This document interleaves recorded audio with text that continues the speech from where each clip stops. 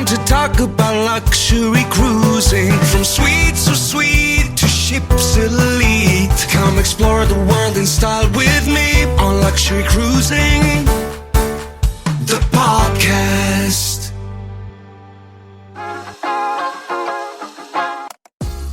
Hey, it's Krystal here. Before we get started, did you know that there is a way for you to directly support the podcast? Head over to my website, luxurycruising.net, and you can buy me a latte, a glass of champagne, or even a whole bottle of champagne if you want. Leave me a note, and I'll be sure to give you a shout out on the next episode. That's luxurycruising.net. You can also leave me a note or ask a question. Okay, let's get on with the show.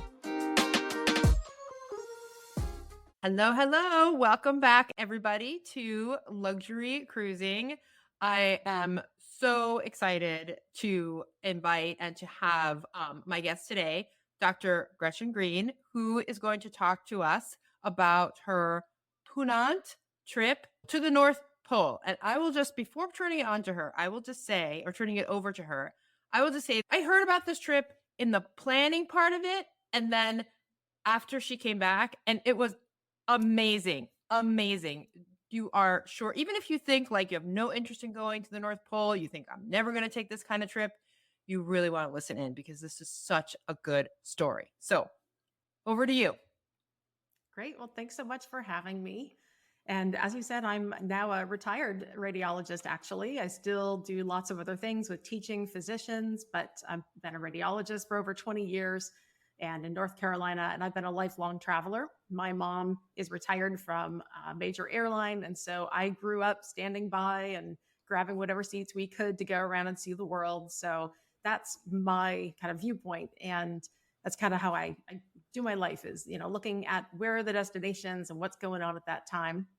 And so this was a really unique opportunity that presented itself in 2022 during a time of my life when it turns out I was ready to take a pretty big step and to reach for a pretty high destination. Ultimately, I'd love to go to space. And so I'm always thinking about things to help get ready for that ultimate in travel goals. And so, but I think one of the most important things I learned from this trip was that anything can be your space shot.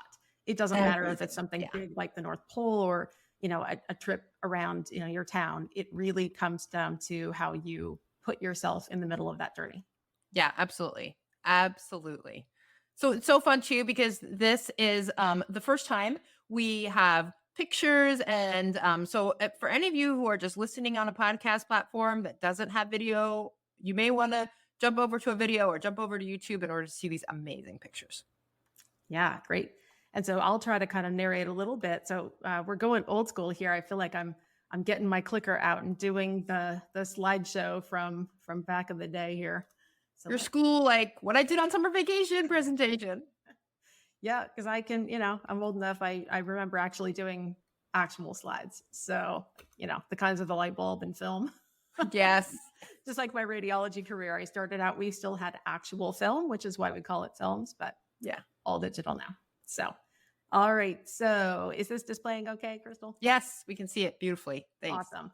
So on this title page, and a lot of these are professional photographs that the photographers on board took. And so again, just, as a tip, when you're in these trips, it's always that time to be mindful of when you're the one behind the camera and when you're letting somebody else do it. So this is the Commandant Charcot, which is a polar class 2 icebreaker, which is in the Ponant fleet. They have done Antarctica cruises for a long time, and of course, a lot of other kinds of cruises. But as I learned through talking to the captain, this is something that was a new idea that really, aside from I think probably some pretty Spartan Russian icebreakers that are nuclear powered and like basically no one from the West is getting on those. The chance to do a true Arctic North Pole expedition so far has been very, very limited. Really professional expeditions, scientists would go. So this ship was developed in part through that Antarctica experience, but was designed from scratch in part by the captain who was on our ship and with this sole purpose of being able to get to the North Pole. And so along the way, we learned a lot about those developments and stuff. So, but this was very, very quick from the time that we decided to do the trip and went. So this was the summer of 2022. And I also, in my spare time, I serve on the board of the Space Camp Alumni Association. And so I have gotten the opportunity to meet a lot of amazing people along the way through Space Camp. And one of those groups is the Inspiration for Civilian Astronaut Crew. And you can see them here, true examples of people who take opportunity and create totally new experiences. And so they're, travelers like us on the same planet, the same world. And so I think a lot of these goals were pretty similar. So around this time, this was June of 2022, and a lot of stuff had been going on in my life. I had been on disability from some complications with my eyes. I had broken my wrist. I was going through a divorce. I had family members of my boyfriend and then who had died. Then, on top of the eye complications, breaking my wrist was another disability, out of work. There was just a lot of stuff trying to bring me down, I felt like. And I was working with my schedule that summer and looking at what was possible given the time that I had. And so my mom and I got out the catalogs and kind of looked at some online sources. And we were looking at what things fit in the 2+ weeks that we had to work with.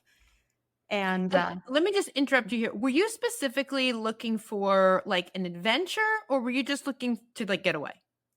Yeah, great question. We were looking for anything that worked between day X and day Y. With the ability to do minimal changes, if my ex-husband had agreed, we're really working with some real calendar constraints. And so we were looking for a trip that fit.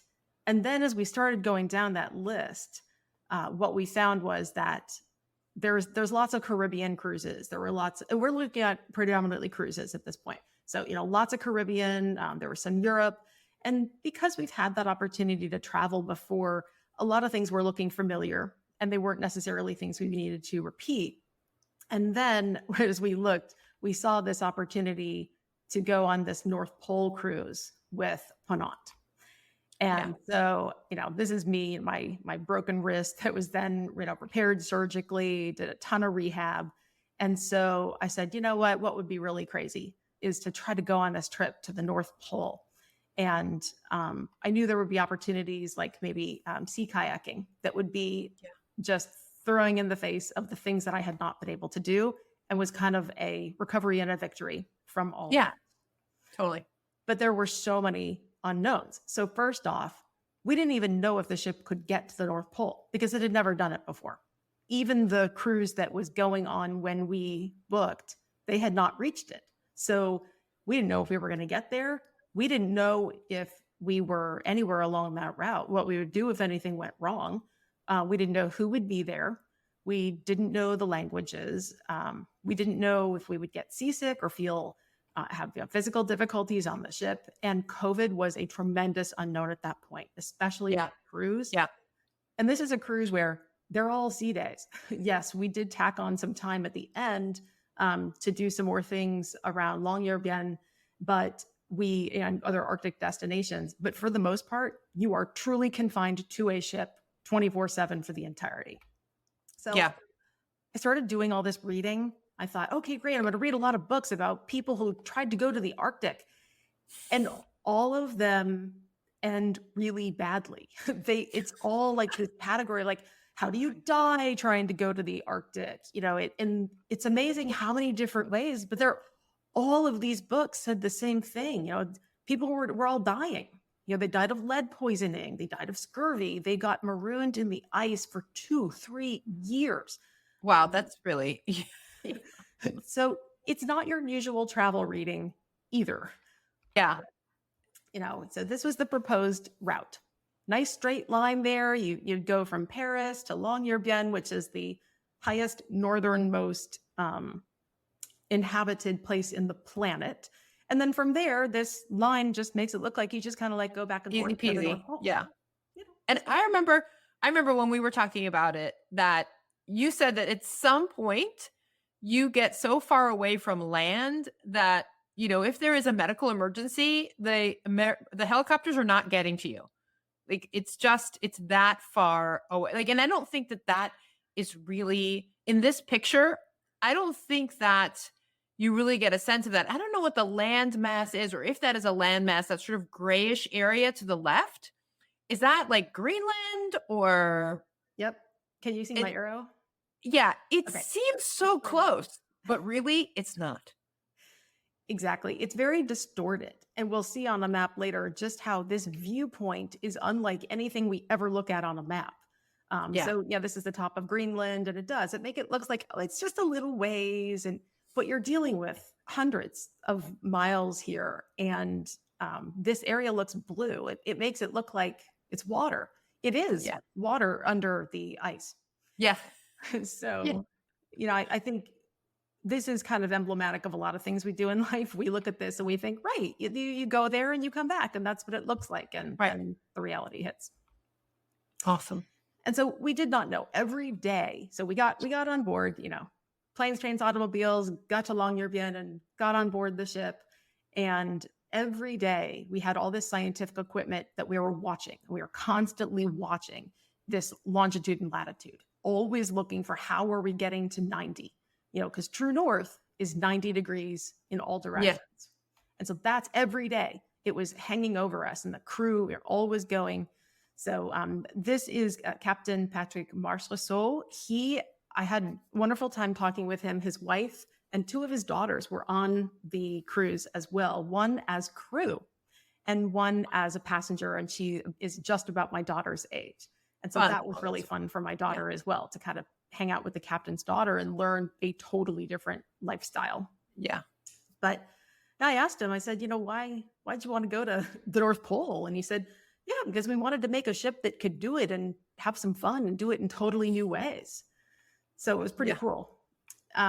They do paper charting as well. So you could go, it's an open bridge. And so if you are a techophile and you really like to know how things work on a ship, you would love something like the Charcot, because open bridge, you can go, you can see all the charts, and these are French trained crew for the most part. And so you really get a sense of how they meld that classical training and seaworthiness to the new technology. So, okay, I don't want to spoil the end, but at some point you have to tell us if you made it there on that date, because that is actually my birthday. Oh, wonderful. And so I'll be like, oh my gosh, you were at the North Pole. So I don't want to spoil it, but yes. And tell us the date.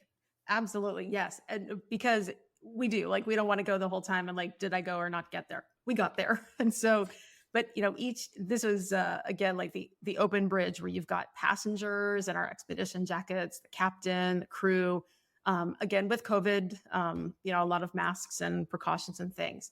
And so we all sat there, and as much as you look out the window, we were looking at the screen because it was that 90 that we were going for and watching it, and these super precise, gauges or things, you're watching. So I skipped one. So so this was the moment that we got there. We reached the North Pole, and so everyone was cheering. There were camera crews from a Japanese group that was there documenting it. And so when you see all these 9999s, this is what rounds up to 90.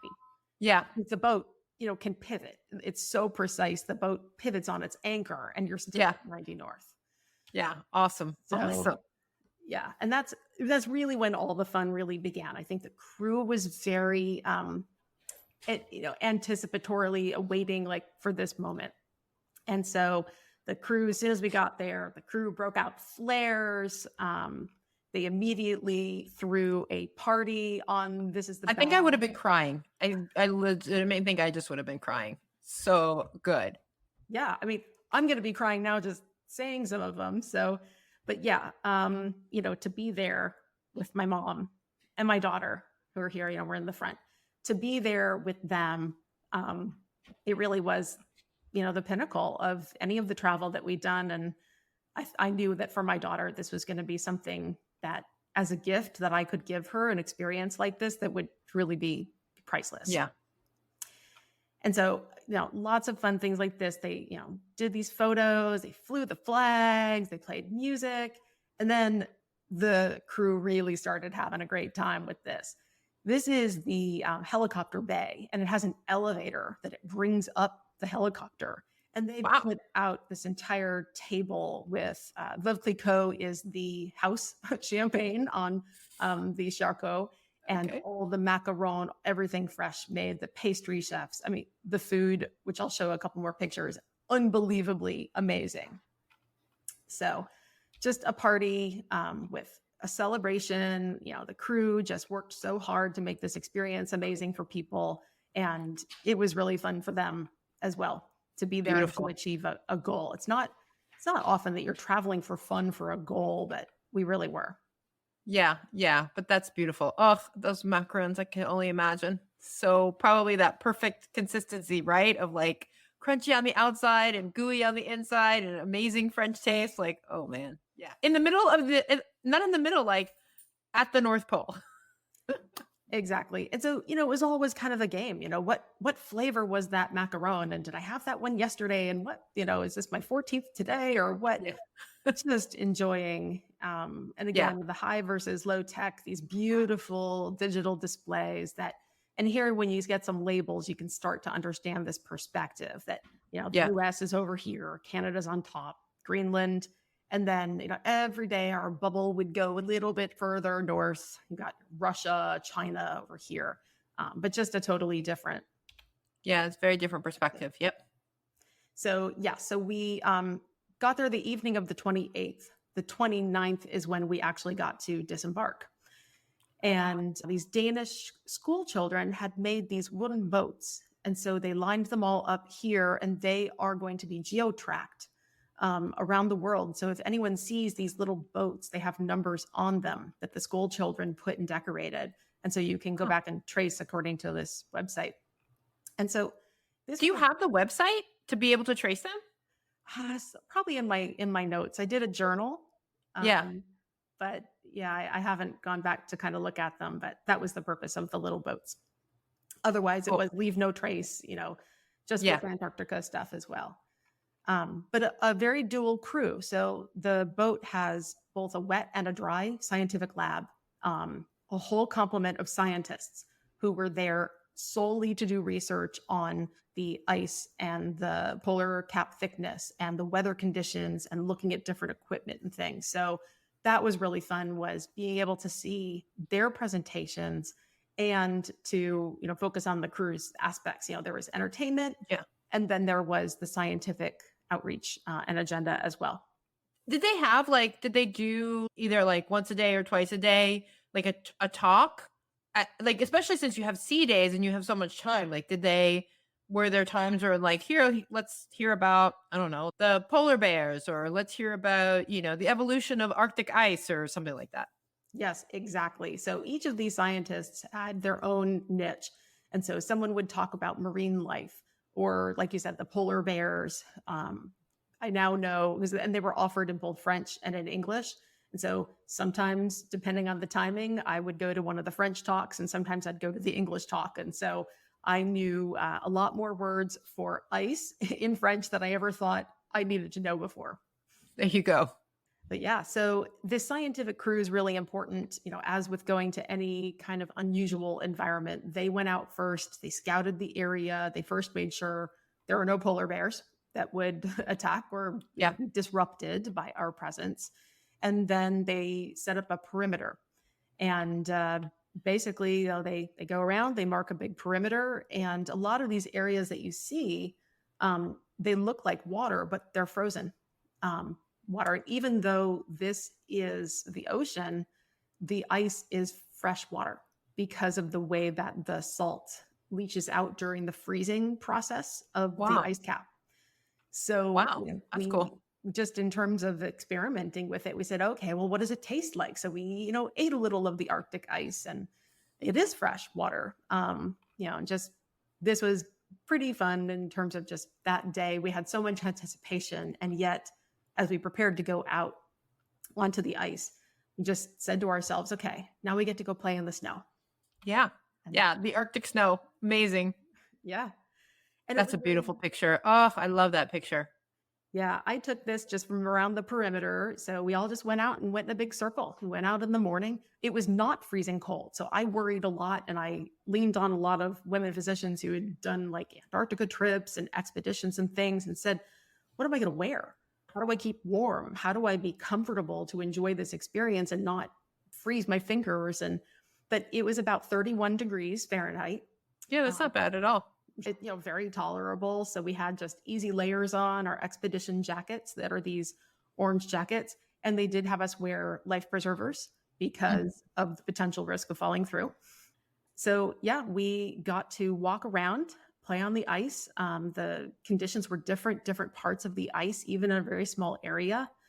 And they had lots of photo op places. So we, of course, had our photo taken here. We've got my mom and then my daughter and me. And this was a pretty amazing experience just to mark this moment. A lot of these pictures you're taking with the idea of your Christmas card or, your New Year's card and certainly photo albums. But I had thought a little bit in advance about things that I was going to do. So this is about the area where we walked around. And we had a lot of fun taking some fun pictures. Yeah. For people who aren't like watching the video, I just want to describe so there's a couple pictures of the boat, like basically in just ice, right? So it's almost like the boat just, it looks surreal because you're so used to seeing a boat on water, but instead it's just surrounded by ice. And then there's a beautiful picture of Gretchen with her mom and her sister at, basically 90 degrees north. The little, like what you would expect to be like, oh, here we are in Cozumel, or here we are in, Playa del Carmen, and here we are at 90 degrees north. So that's beautiful. So yeah, now go ahead and describe this picture, which is so fun. Yeah. And I think what's hard to understand also is there's no perspective here. It's all ice. Yeah. And I have a couple of pictures later that just show this, and it's very moving, just the extent that it's ice everywhere you look. We would find little channels of water to go through, but then the boat would be breaking through the ice.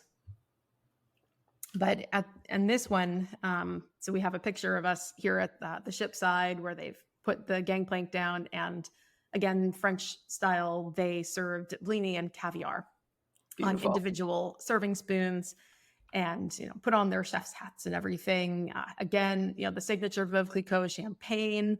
I think you probably could have had it 3-4 meals a day if you really wanted to. Champagne and caviar at the North Pole.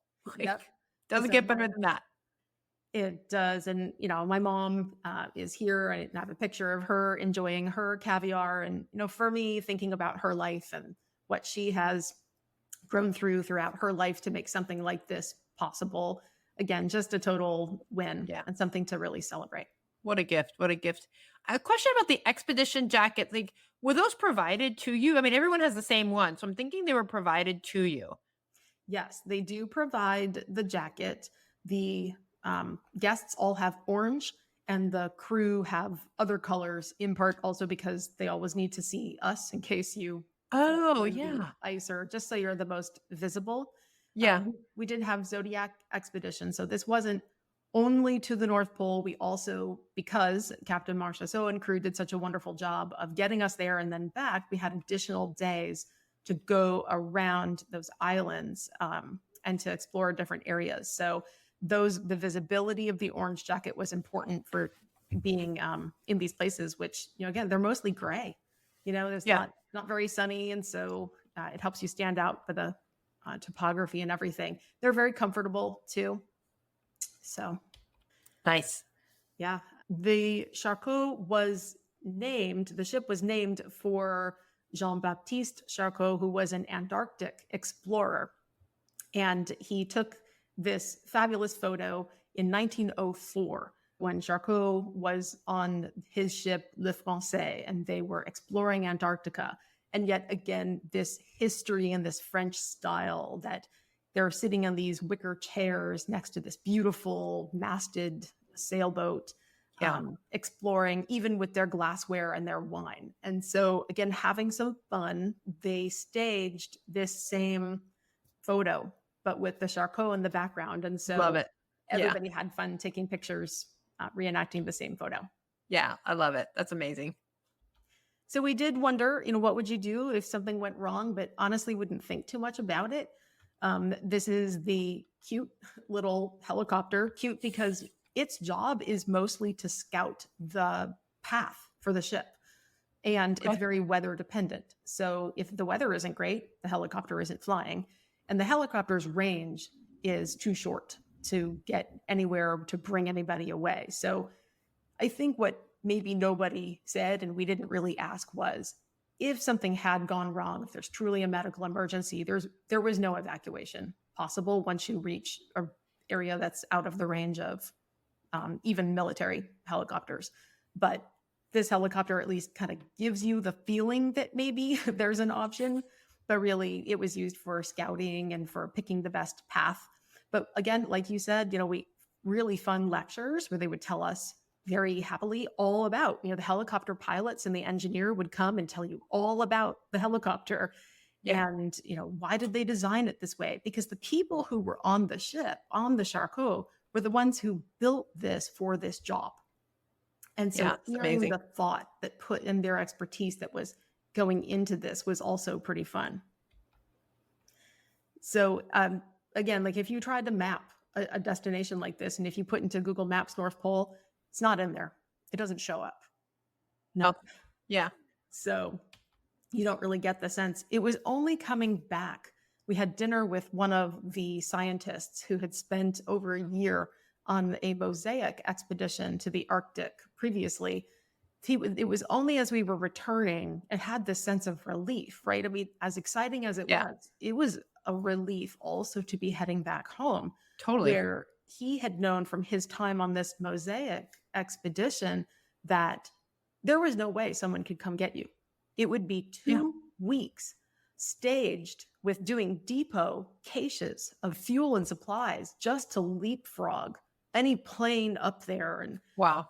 So that's insane how far it is. Right. You don't even think, because from Longyearbyen, it was 1,316 kilometers to the geographic North Pole. The space station is orbiting at 422 kilometers. And even for them, it's about 2 days to rescue if they deorbit on a Soyuz or now maybe, a SpaceX Dragon. But we also had 457 potential passengers plus crew, everybody all told. And then you've got 3 or 6 people on the station. So that was a little staggering, and it reinforced that relief that we were coming home, that, okay, the chances got better and better the further away from the pole you got and the closer you got to land again.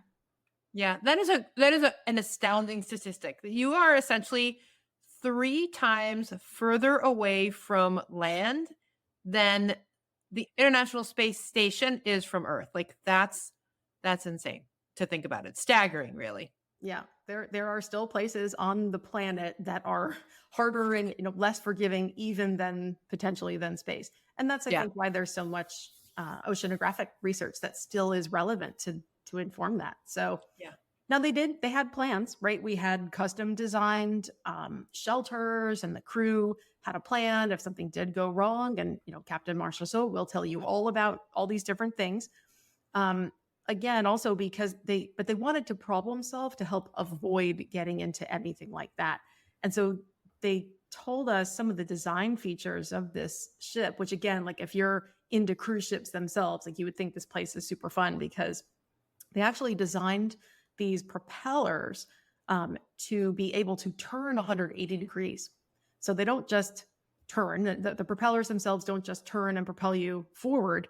They can actually pivot the entire propeller assembly so that if the ship is facing one way, you can turn the entire propeller 180 degrees.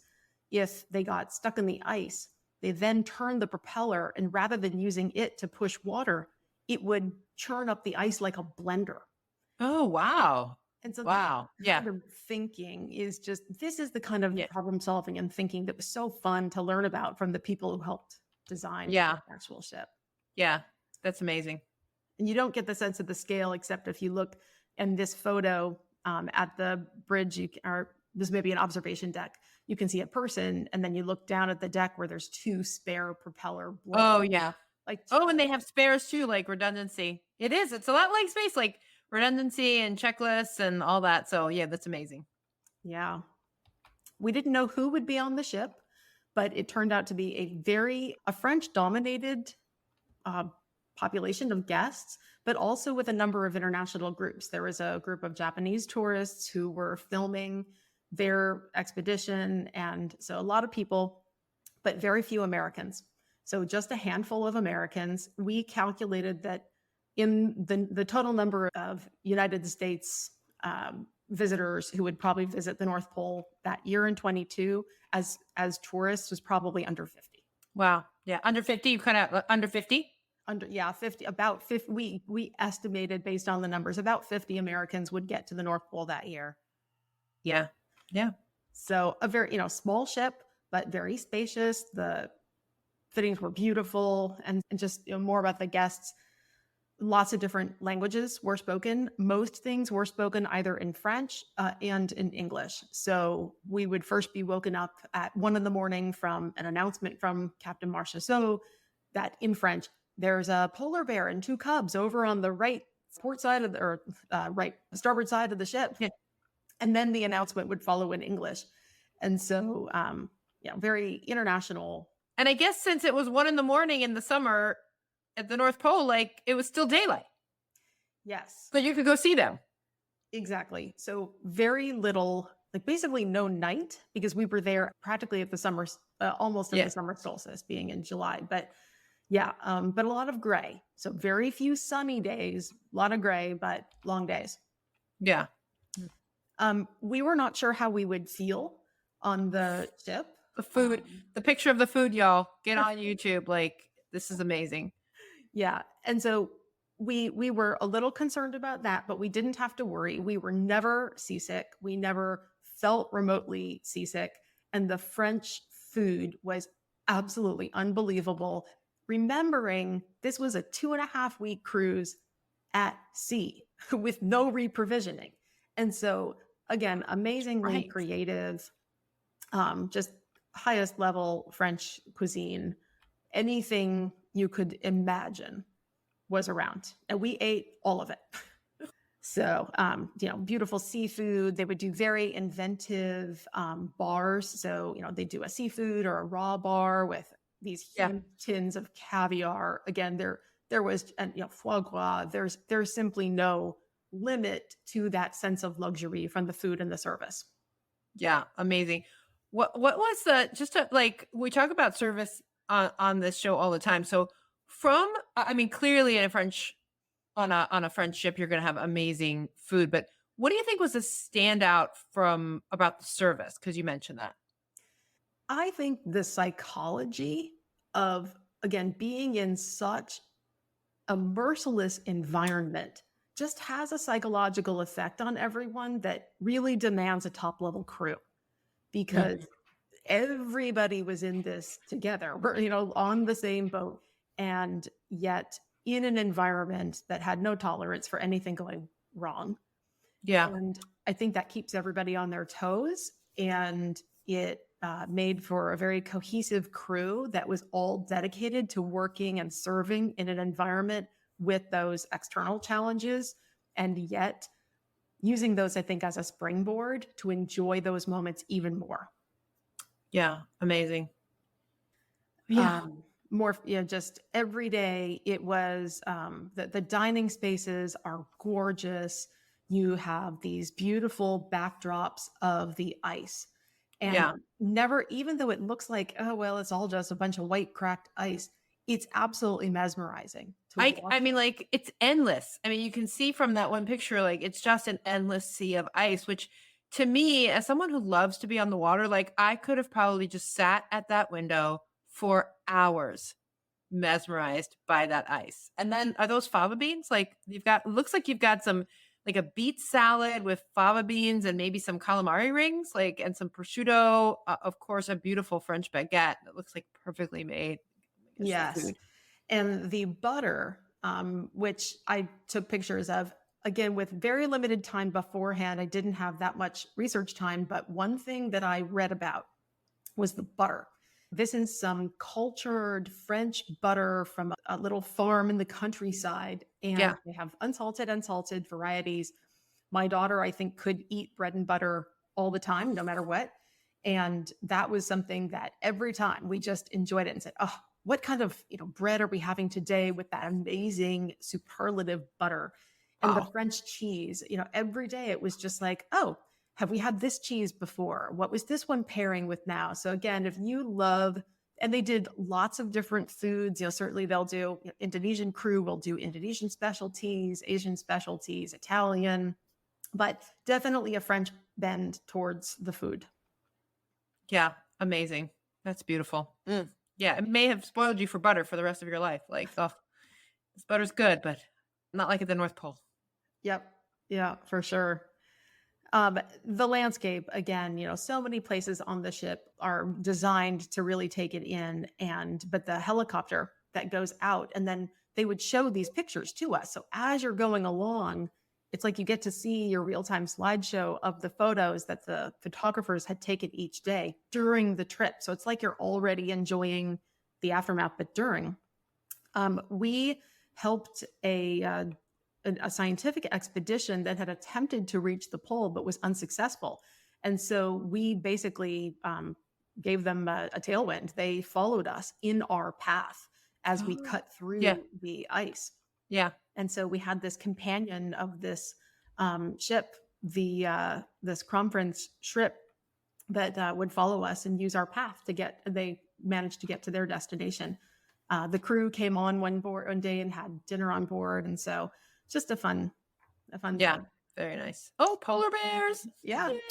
And so of course you'd think like, well, it's just a bunch of ice. There's nothing there. But amazingly, we saw unbelievable wildlife. We saw polar bears. I mean, it was not the first night that we were on board that we saw a polar bear and two cubs Oh, playing on the ice. And yeah. you could take photos. And so, that's the thing is some people brought aboard unbelievably complicated camera equipment. Mhm. And if that's your thing and that's your hobby, you will definitely have fun enjoying that. Yeah. There's also something to be said that you're so close to everything that all I had was my phone, and I was able to take great photos even just with my phone. So Yeah. you can do both. You get the photos from the photographer and you can do your own too. And this is, a lot of these are just my own photos. This is a photo that I took just standing at the rail. And the Charcot has what a number of ships don't of that size, which is it has a contiguous promenade deck all the way around. Oh, very nice. Yep.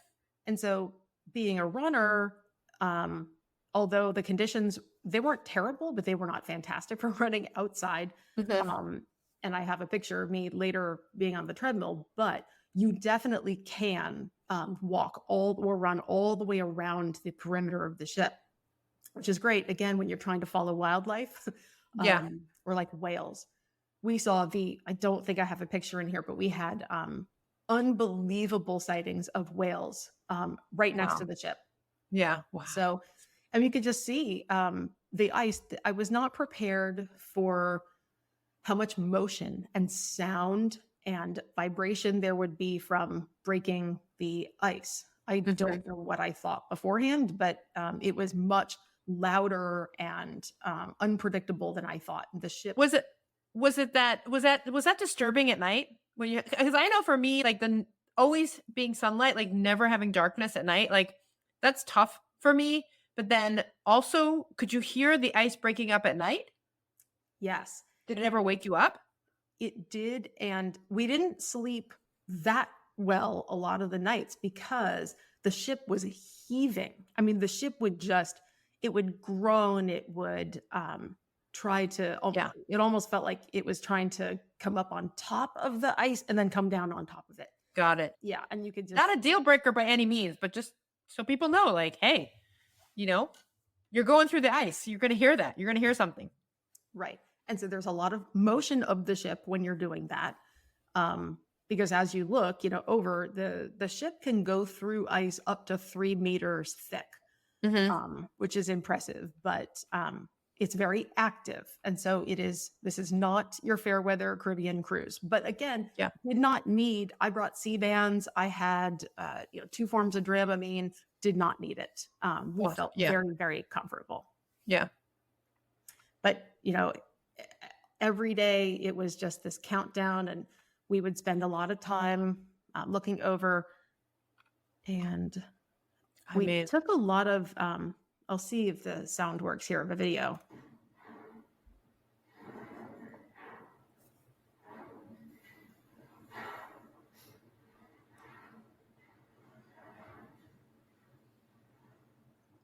And you can see channels opening. That's us breaking through the ice. You can hear it on the hull, that metallic. Yeah, very faint. Like I can hear it very faintly. I don't know if it'll come through on the podcast, but I can hear just very faintly the breaking through. Yeah. Yeah, it's a tough thing to capture, but you do lose kind of that scale as you're looking at the horizon, which is it all looks the same. So, with any cruise, I think even now there's always a question of COVID or, norovirus or other transmissible things.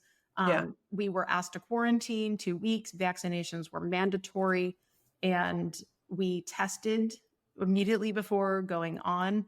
And 2 to 3 people in one family were diagnosed with COVID. This was something we were really afraid of. Especially with your mom being older. Yep. Exactly. And there were a lot of older people, not a lot of, I think, over 80s, but, a number in the 60 and 70s range.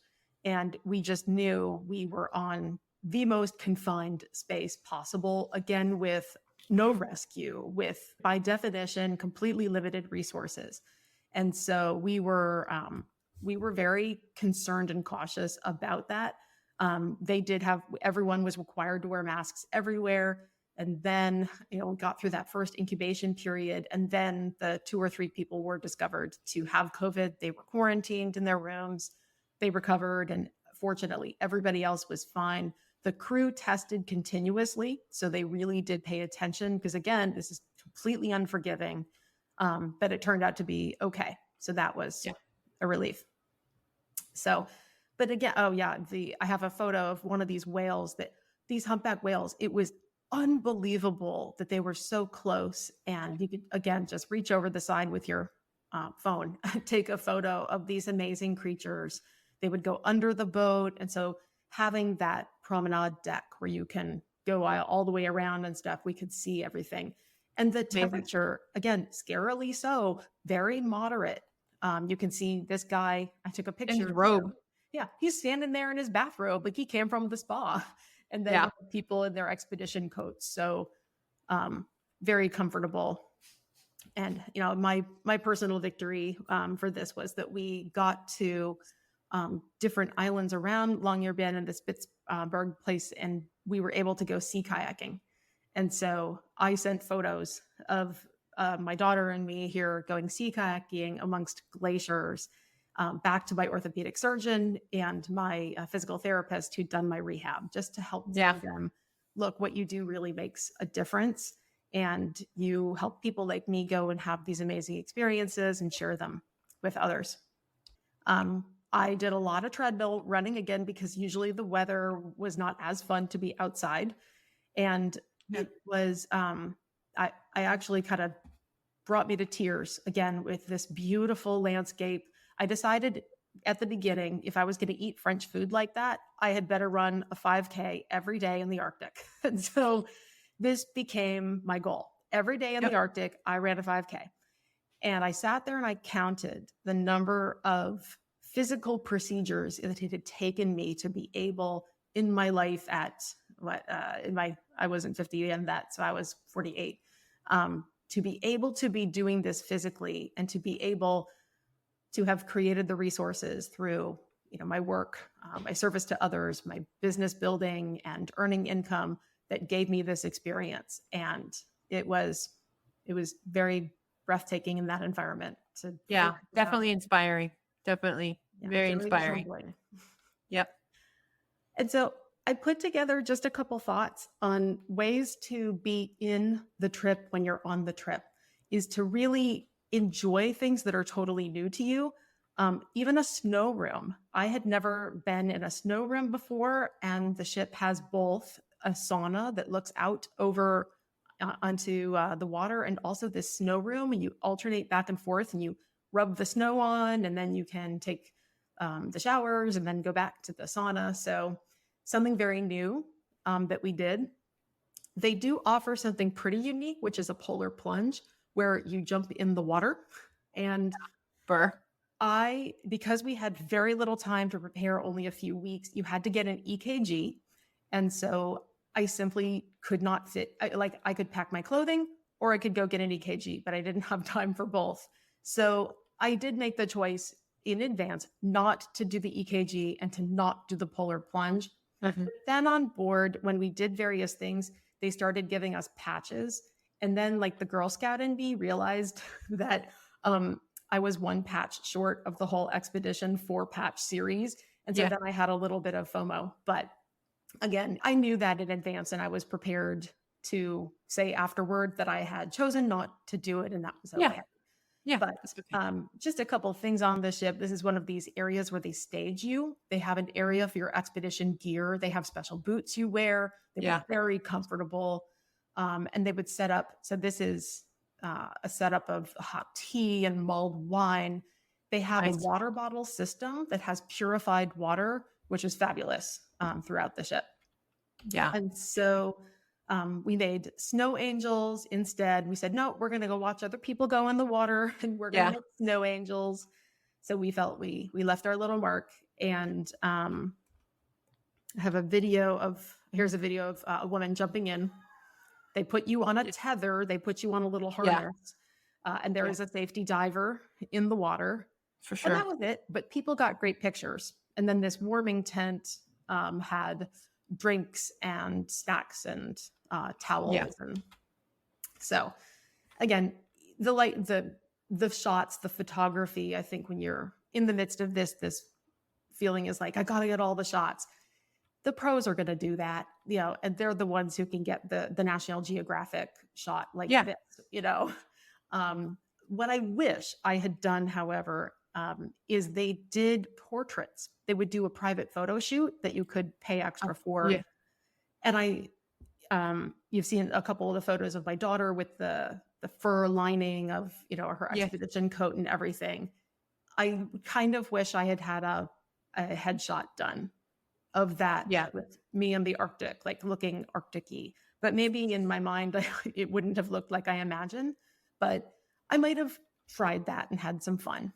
But so, it's fine.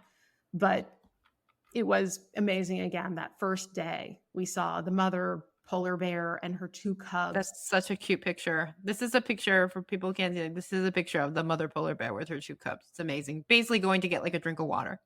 Yeah. And you can see on her shoulder, there's blood from a kill. Yeah. So, this is real life stuff. This is not the zoo. Yep. Yeah. But we had lots of fun just taking photos, experiencing it. I planned in advance to take certain photos with certain objects that I knew I wanted to use later. And so I brought one of the mission patches from the Inspiration for Space Launch, and I brought that with me to take a photo with it. And so I knew that patch had been to the North Pole, because later I'll take it to space. That's right. We got some souvenirs. We had a shipboard credit. Depending, you may be able to. And there was a nice little gift shop. So we got a polar bear. We also bought some postcards that we were able to mail. The crew, of course, put up this little mailbox. And so we wrote postcards and mailed them, bought postage. They stamped them, and then they come back through Longyearbyen. And they arrived maybe a couple weeks later. You can, in the photo on the right, we're wearing Santa hats because it's the North Pole. So, of course, I had planned in advance this was going to be the holiday card that went out with the pictures. So, yes, of course. Yes. It was a fun thing. And I mailed a postcard to myself. with thoughts that I had at that time Yeah. and for remembrances that I wanted to keep myself remembering later. Yeah. I don't normally ever journal, but I did journal on the cruise very much intentionally so that I could document where were we, what did we do, who did we talk to, what Yeah. did we eat.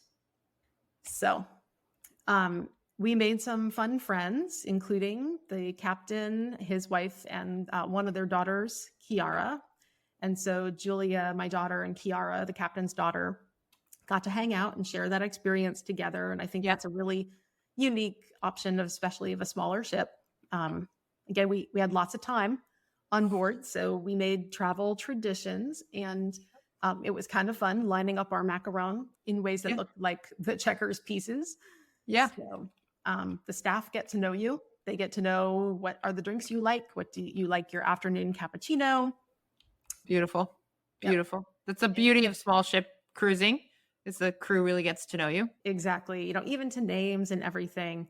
And we knew a lot of the passengers, although again, a little bit of a language barrier with a lot of the passengers without Yeah. English, but we all found our common ground and it was fun.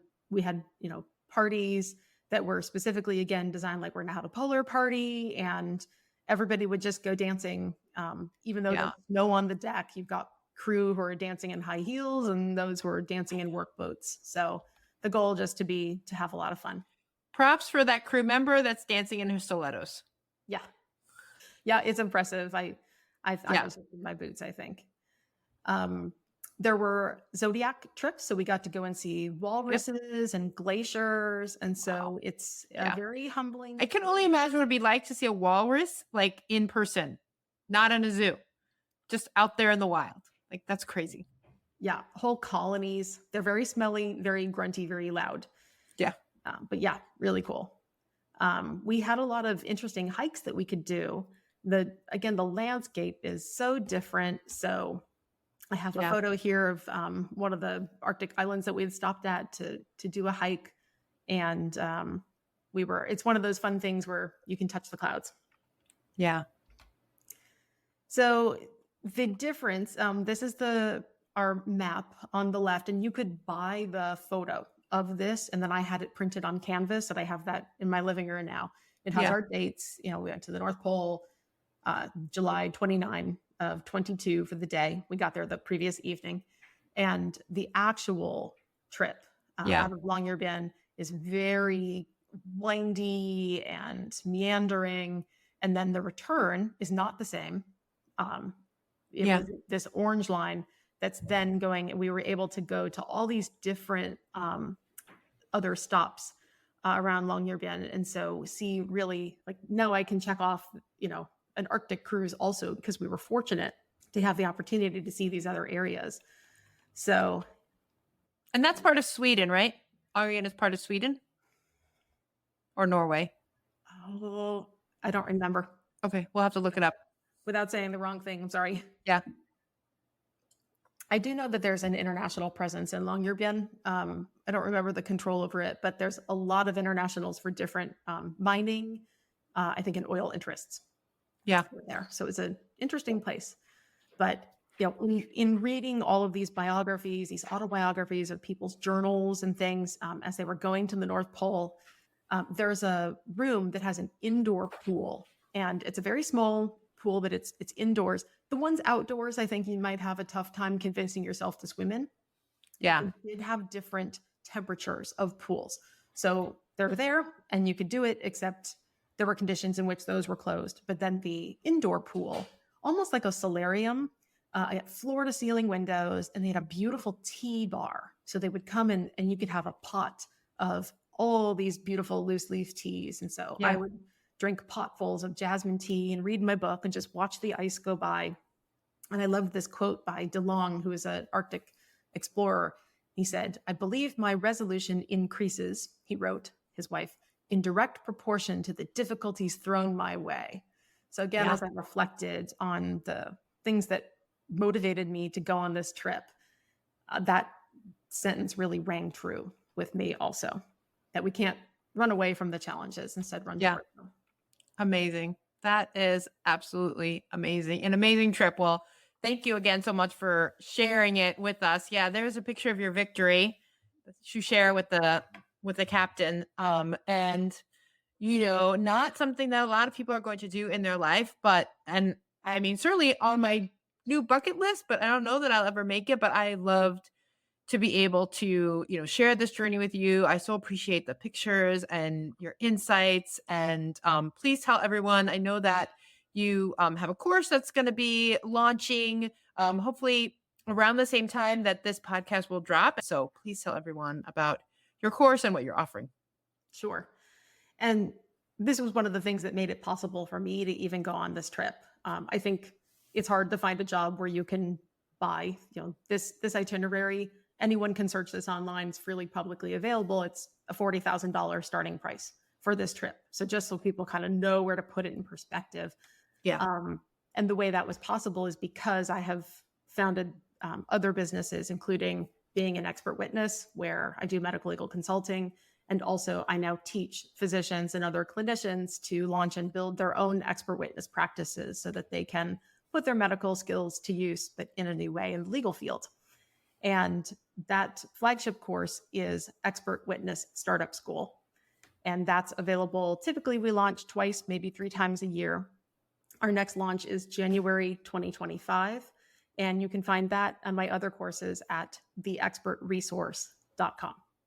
Fantastic. We'll definitely put a link to the course itself and also your website into the show notes. So thank you so much.